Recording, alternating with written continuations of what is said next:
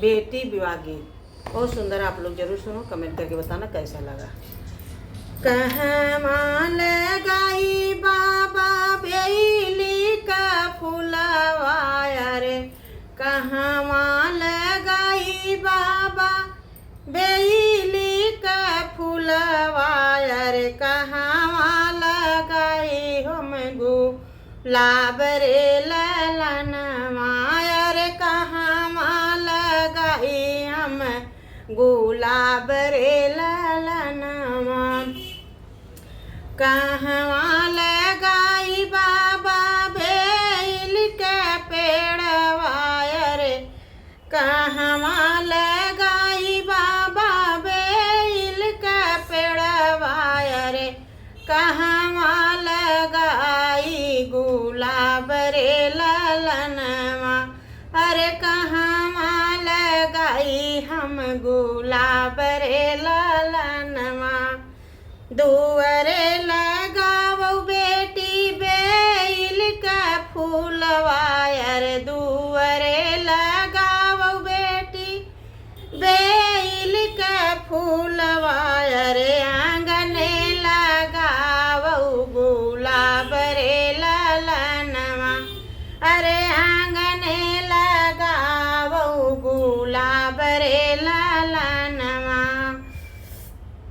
केथुआ से सींची बाबा बेल के फूलवा रे, केथुआ से सींची बाबा बेल के फूलवा रे, केथुआ से सींची हम गुलाब रे ललनवा अरे, केथुआ से सींची हम गुलाब रे ललनवा। दूधवा से सींच बेटी बेल के फूलवा रे, दूधवा से सींच बेटी बेल के फूलवा रे, दहिया से सींच हो गुलाब रे ललनवा अरे, दहिया से सींच तू गुलाब रे ललनवा। केथुआ में तोड़ी बाबा बेल के फूलवा रे, केथुआ में तोड़ी बाबा बेल के फूलवा रे, केथुआ में तोड़ी हम गुलाब रे ललनवा अरे, केथुआ में तोड़ी हम गुलाब रे ललनवा।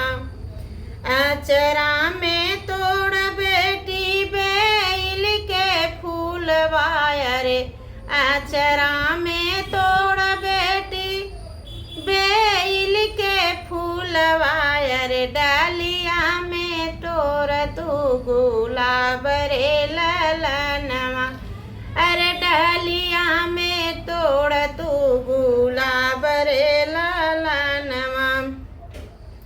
कहवा लगाई बाबा बेल के फूलवा रे, कहवा लगाई हम गुलाब रे ललनवा अरे, कहवा लगाई हम गुलाब रे ललनवा।